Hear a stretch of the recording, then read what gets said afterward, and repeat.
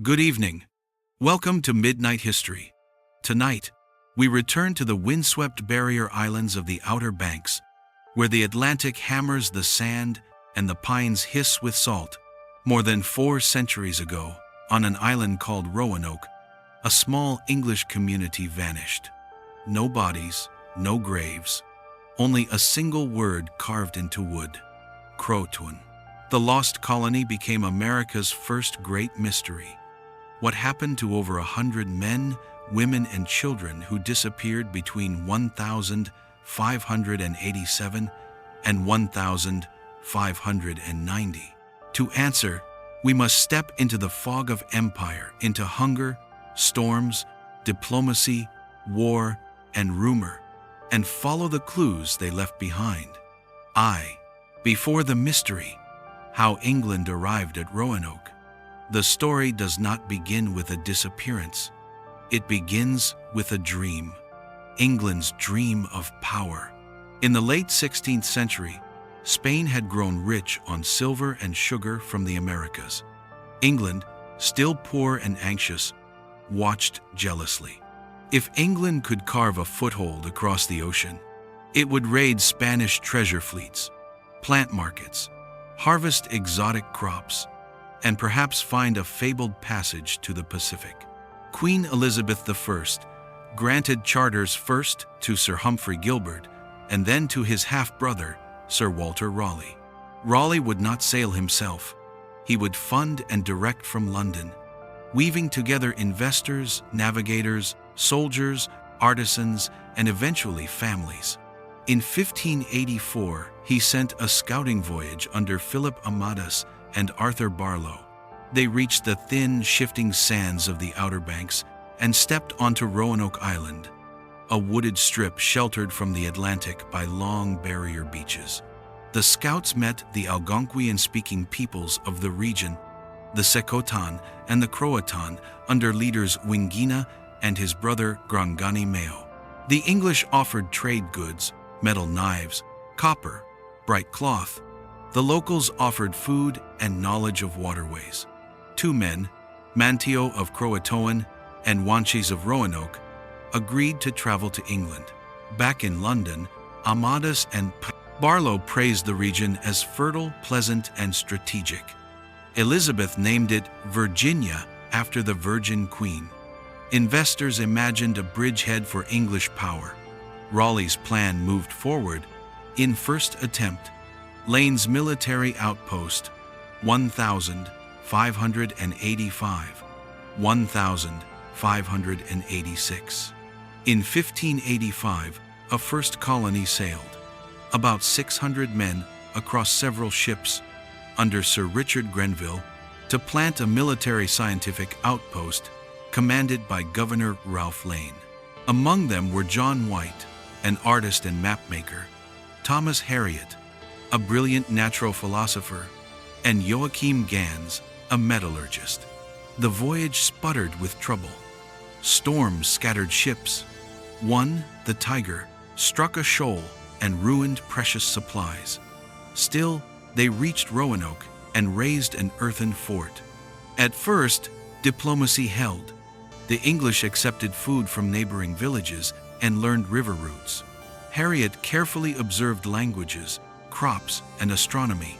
White sketched towns and people in vivid watercolor. But under the surface, pressure mounted. The sandy soil was poor for English crops. Fish, shellfish, deer, and maize were seasonal. The garrisons ate through supplies, and the promised resupply came late. Worse, small incidents became sparks in dry grass. A silver cup went missing, whether stolen or simply lost, and Lane ordered a punitive expedition. An Algonquian town was burned, fields destroyed, trust collapsed. Rumors rippled that English prayers caused disease. Villages avoided them. Hunger grew fangs. By spring 1586, relations had broken.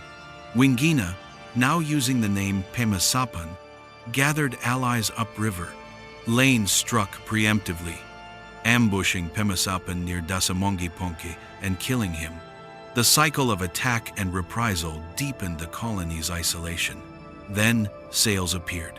Sir Francis Drake, returning from plundering Spanish ports in the Caribbean, anchored off the banks. Lane's men, exhausted, anxious, short of food, begged passage. Drake agreed. The first colony evacuated.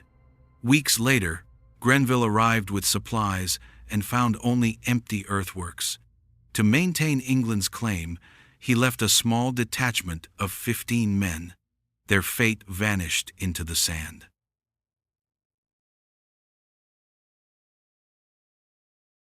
Raleigh tried again, but changed the formula. Instead of a garrison, he would send households, planters, craftsmen, women, and children. A true community could trade, grow, and anchor England's presence. John White, the artist who had mapped the coast, was appointed governor. His pregnant daughter Eleanor and her husband Ananias Dare joined the venture. Manteo, the Croatan man who had traveled to England with the first scouts, sailed too, a bridge between worlds. The plan was to settle in the Chesapeake, where water was deeper and the soil richer. But the fleet's pilot, Simon Fernandez, insisted on stopping at Roanoke to check on Grenville's 15, and then refused to carry the colonists farther, intentions bent to circumstance.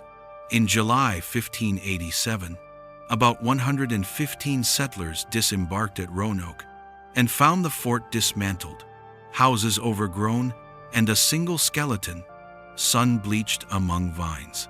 Soon after, tragedy struck. George Howe, a colonist, was killed while crab fishing alone. The settlers, desperate to restore peace, leaned on Manteo's diplomacy. He helped mend ties with the Croatan on nearby Hatteras Island, though fear still threaded the air. On August 18, Eleanor Dare gave birth to a daughter, Virginia Dare, the first English child born in the New World. The little colony marked the birth with quiet hope. But hope does not fill barrels. Food ran low. Missteps continued. In a nighttime raid meant to punish enemies, colonists struck the wrong village and wounded Croatan allies. White decided he must return to England for supplies.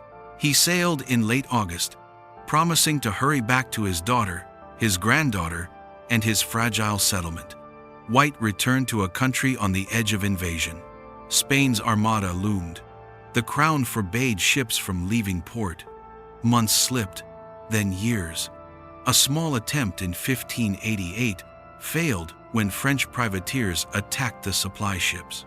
White waited, watching Europe burn with war, knowing his family went hungry across the sea. At last, in 1590, he secured passage on private vessels raiding in the Caribbean.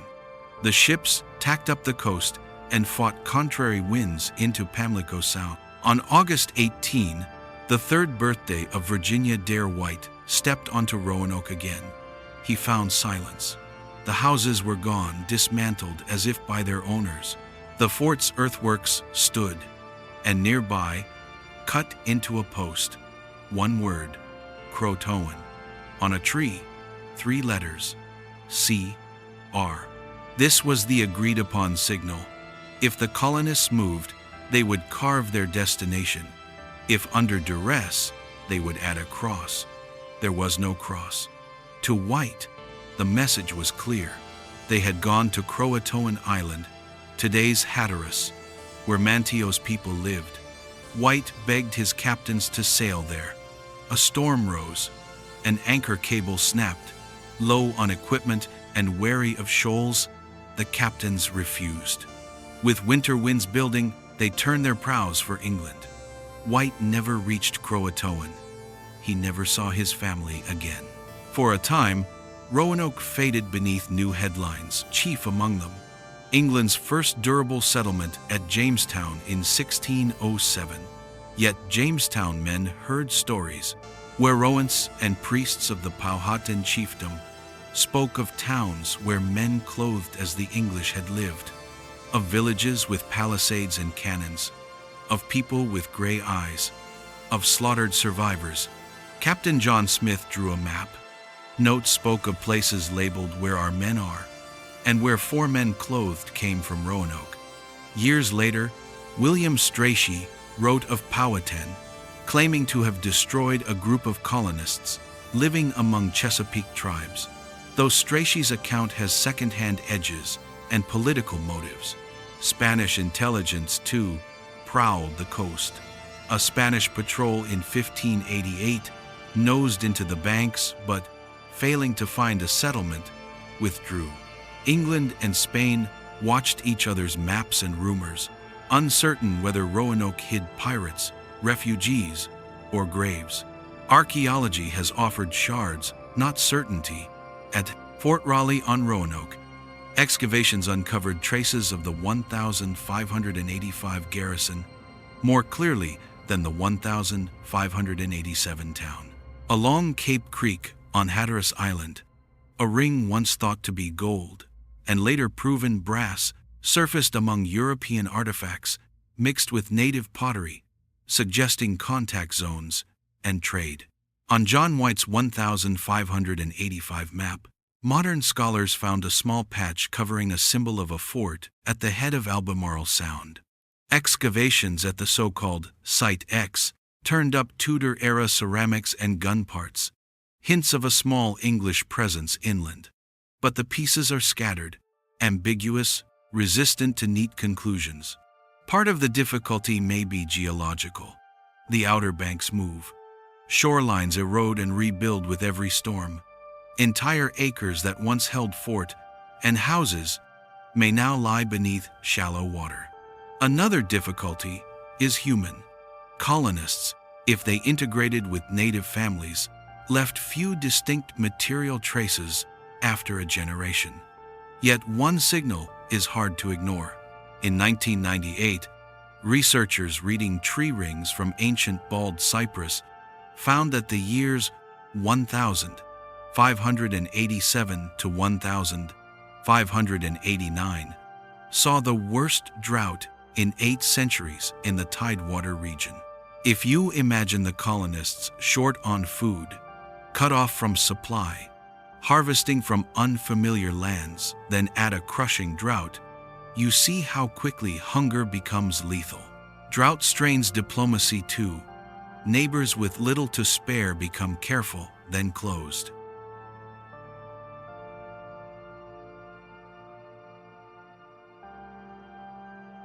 Assimilation with Croatan divided by Hatteras peoples. The simplest reading of CROATOAN is likely true. The colonists moved to CROATOAN Island. There, many or most may have found refuge among Manteo's kin, marrying, adopting local crops and seasons, giving English tools new lives in native towns. Later observers reported gray-eyed children, English words, and European goods scattered among Algonquian villages. Over 2 or 3 generations, cultural markers blur. A lost colony becomes lost families. 2.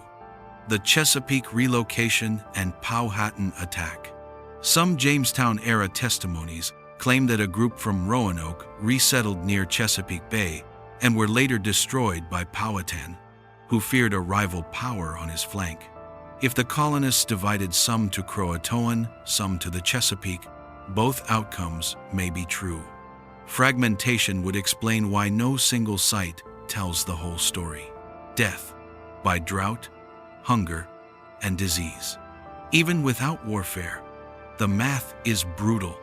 Fewer than 120 people, including infants, with failing supplies in a documented mega-drought, surrounded by communities already strained by epidemics brought by earlier English contact.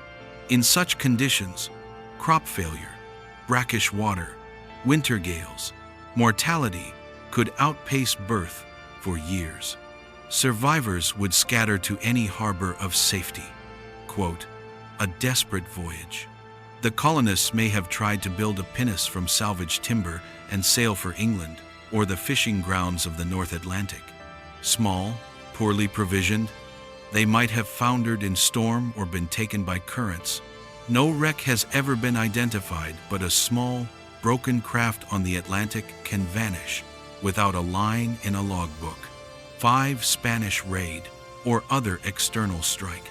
Spain hunted English bases along the American coast, but surviving Spanish records show no confirmed destruction of a Roanoke settlement after 1587. A raid remains possible, but evidence is thin. And in Peston, the Dare stones and other legends. In the 1932 and after, carved stones and folktales surfaced purporting to tell the colonists' fate. Most lack credibility. They are powerful as folklore, weaker as proof. In weighing theories, 2 facts anchor us: the carved message with no distress cross and the lack of remains at Roanoke. Both point to a planned relocation rather than massacre on the island. The rest, the where, the how many, the endings branch into probabilities. To keep the story human, hold these figures close.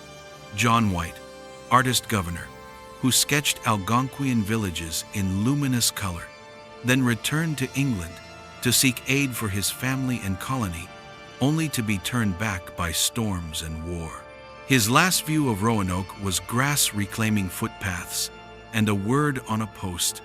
Eleanor Dare, White's daughter, who gave birth to Virginia in a land that felt both ancient and new. History does not record her voice again, but her choices likely helped her neighbors and children survive beyond the page.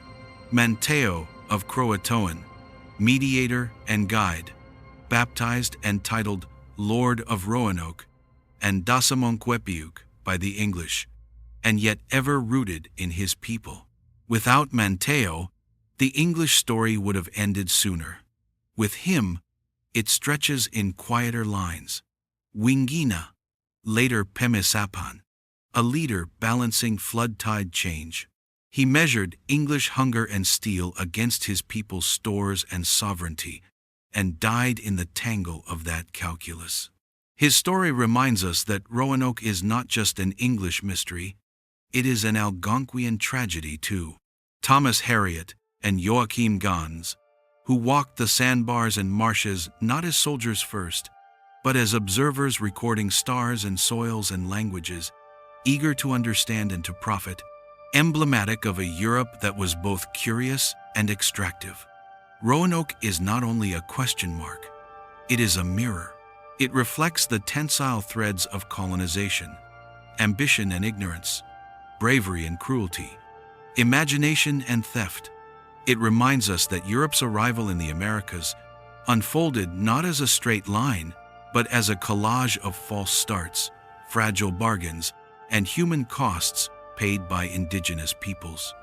The figure of Virginia Dare, an infant in a crisis, was later refashioned into myth, a mascot of innocence, a symbol for writers and politicians to project hopes and anxieties. In the 19th and 20th centuries, plays, poems, and pageants turned the Lost Colony into a national parable. At Fort Raleigh, an outdoor drama still performs summers, a ritual that helps a community remember. For the peoples of Hatteras and the Carolina Sounds, Roanoke is personal history. Family stories trace lines to CROATAN ancestors, to mixed households, to relics found in creek banks after storms. Whether geneticists can ever prove a link matters less than the way communities carry memory.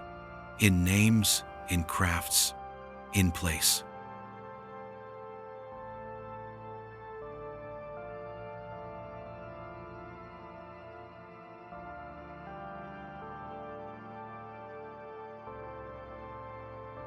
Modern science has tried to crack the mystery.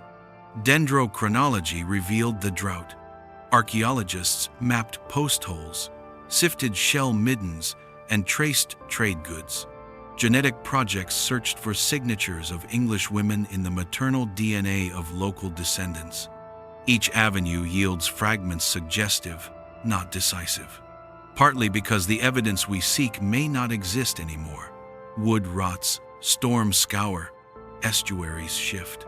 Partly because the ending may not be a single event but a small cascade. a handful taken inland, a handful to CROATOAN, a handful gone by sea.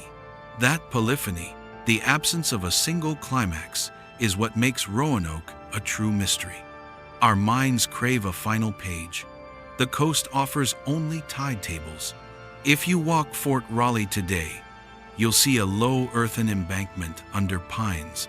The air smells of resin and brine. Interpretive trails cross the island. A reconstructed earthwork hints at Lane's fort. Museum cases hold shards of European pottery braided with native shell beads. Across the sounds, the sand still moves. On Hatteras, fishermen mend nets. Storms cut new inlets and close old ones. Somewhere under that water, perhaps, lie timbers of houses dismantled in 1590, carried, board by board, to build shelters on another shore. And somewhere in the quiet, if you stand still, the story condenses to the most human image of all.